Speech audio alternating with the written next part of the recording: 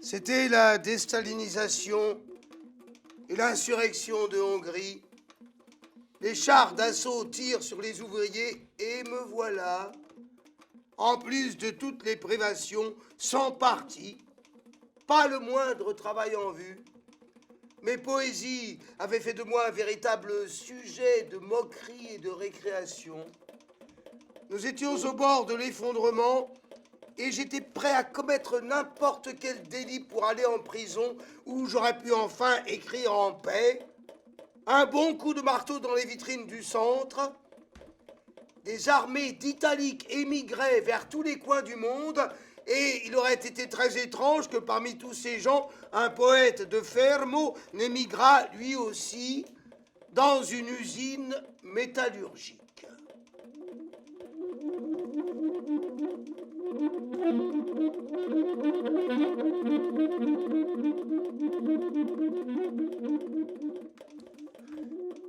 Je pris la décision d'émigrer en Norvège parce que je n'avais pas assez de sous pour un voyage plus long.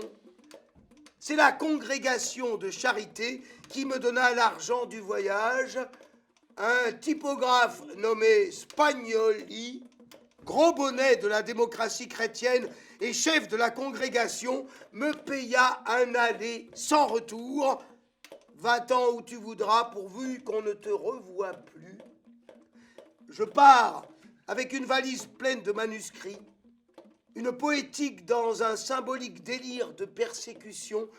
Je ne pensais pas avoir d'ennemis. En tout cas, ils auront beau se mettre en quatre, jamais ils n'arriveront jusqu'ici. Écrire est une milice. J'écris en toute situation et quand bien même publier deviendrait impossible, je persiste avec mes poésies soi-disant consécutives.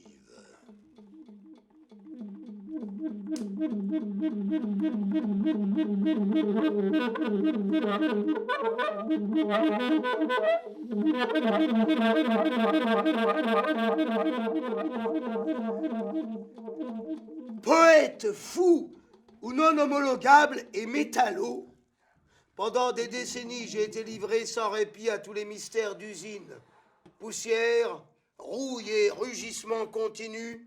Voici le règne de la Christiania Spiegerwerk, fabrique infatigable de clous chrétiens.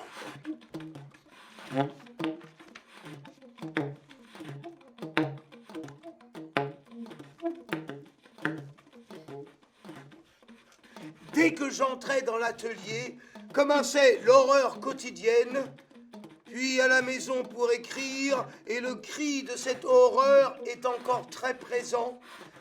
Chez de nombreux poètes, leur condition de cul assis finira par imprégner leur poésie. Moi, je suis debout depuis trop longtemps pour que la position érigée ne constitue pas un trait dominant, et je me répète incessamment, ce n'est pas sans dignité que je m'enfonce dans les ténèbres.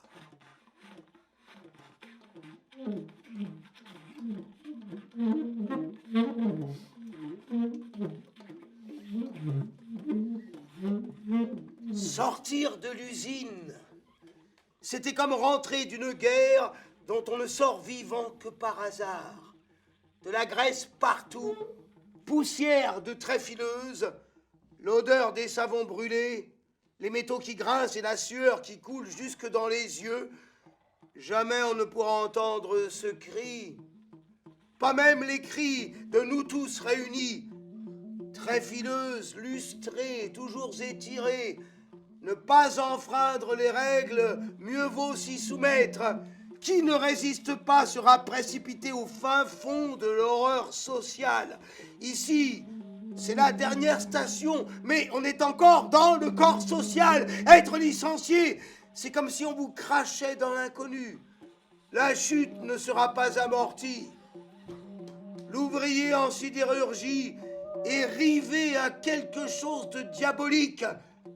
Un Polonais me disait que c'était bien pire de travailler pour l'avenir du pays sous les communistes, et j'admire le courage de ma femme qui s'est entêtée à épouser un ouvrier pressé au maximum pour un salaire minimum, blasphémateur, athée et communiste par-dessus le marché. Les machines à l'arrêt ressemblent à des cercueils et les vrais malades ont du mal à se mettre en arrêt maladie. Mais que sait-on de cet Italien étranger, sinon qu'il pue et qu'il existe?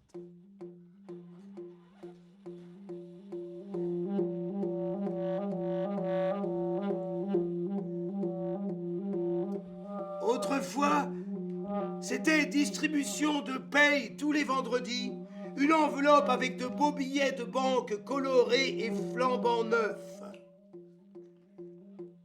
Dans les vestiaires, épuisés, tous nus sous la douche, mes collègues norvégiens sont très blancs, tous sans poils ou presque. On perd les dents, les cheveux, pellicules, glaires. On sème nos restes biologiques. Puis vient le moment de la libération. L'euphorie de la fatigue est telle qu'on avait l'impression d'être proche de la fin. Un de nos camarades ne prenait sa douche qu'une seule fois par an, à la veille de Noël. Il ne sentait même pas mauvais.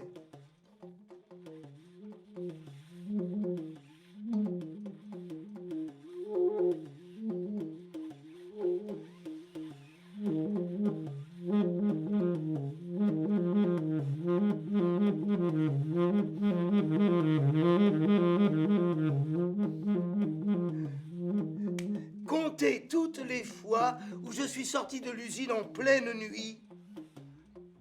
Sortir de l'atelier la nuit, après avoir respiré des heures durant la puanteur infernale des vasques d'acide sulfurique. Je respire l'enfer, mais je rentre à la maison en marchant dans la neige fraîche et douce. Seules mes traces dans la neige immaculée, je me retourne pour les regarder.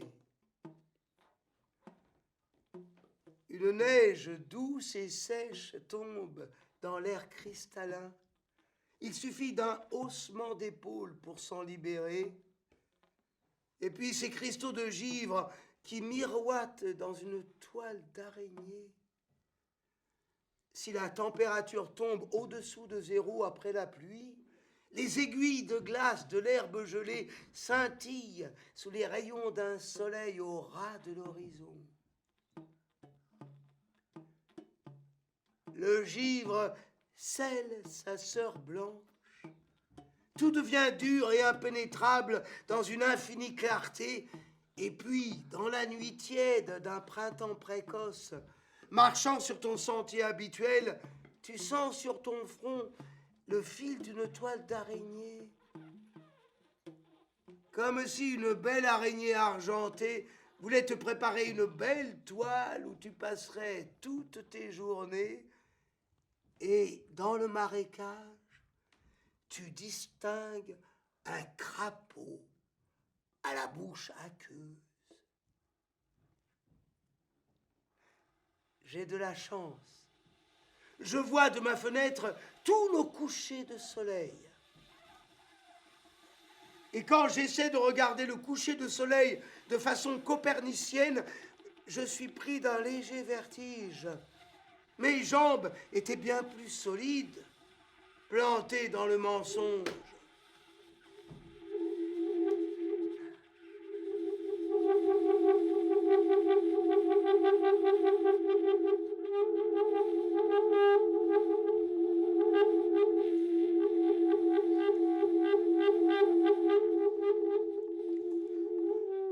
Revoilà le chef d'atelier qui se plante devant moi. Il voudrait me faire bosser samedi et dimanche en heures supplémentaires, mais comment lui dire que je n'acceptais pas de travail en plus pour pouvoir écrire les poésies de mon italianitude, parce que si je n'inscris pas moi-même tout ce bordel, vous ne trouverez aucune tête de l'art au monde capable d'écrire tout ça. Et je commençais à égrener tous mes mots. Calcul rénaux, mal au dos et prostate ardente.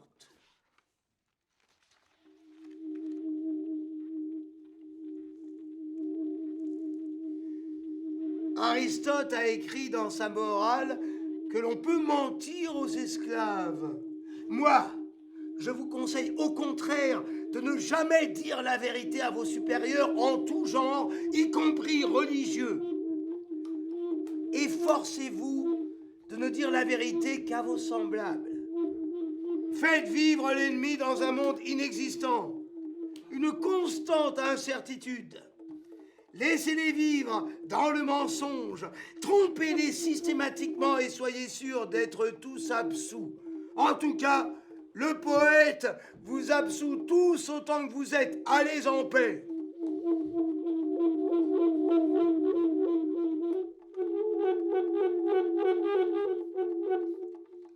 Mes traits fileuses sont parfaitement en ordre. Mon chef d'atelier contrôle les brosses en permanence. Tout est exécuté avec intelligence, précision et rapidité. Normalement, plus la vitesse augmente et plus la précision diminue, mais avec le sous-signé, la précision augmente avec la vitesse. Ça fonctionne tellement bien que le chef d'atelier y voit une provocation. Je n'ai aucune envie de me raser tous les jours et de me faire beau pour cet imbécile qui me scrute. De temps en temps, je pousse un cri, comme pour montrer à tous que je suis vivant, que j'existe aussi. Je refuse qu'on me regarde travailler. Quand on me scrute trop, j'arrête immédiatement les machines et je me plante immédiatement devant le scrutateur pour lui demander s'il a quelque chose à me dire. Non, je ne faisais que regarder. Alors regarde de l'autre côté. Dégage! Les camarades qui travaillent avec moi sont au courant. La poésie du sous-signé, ils la voient vivre sous leurs yeux. Même les livreuses sourient au passage de notre poésie. La poésie est une attitude particulière envers l'existence. Elle se serait révélée quand bien même je n'aurais rien écrit. C'est une nouvelle façon d'être. Une sorte de nouvelle ère biologique.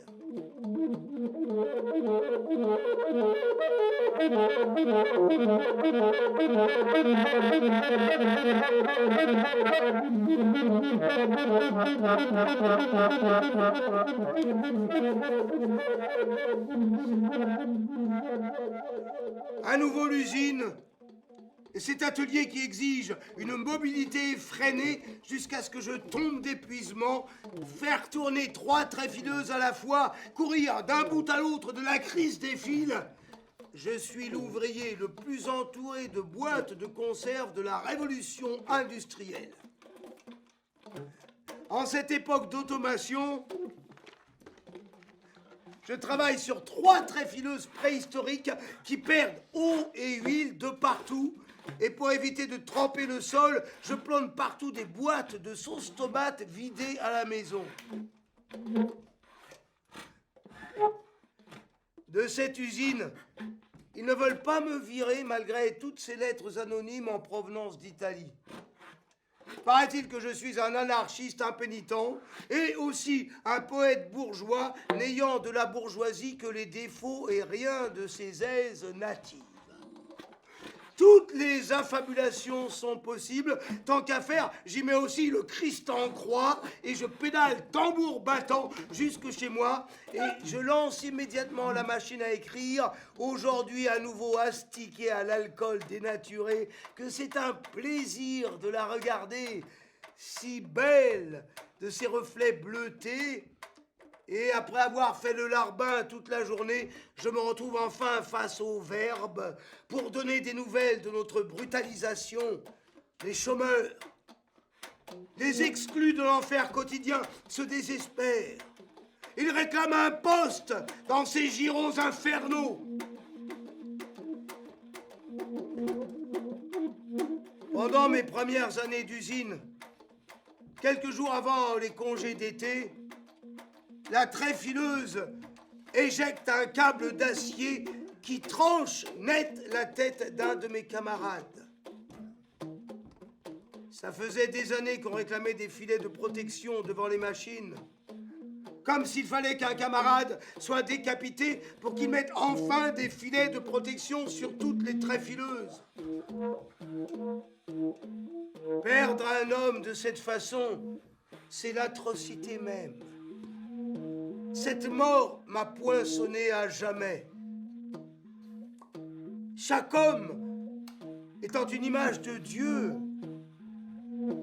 c'était comme si l'on avait craché sur le sacré.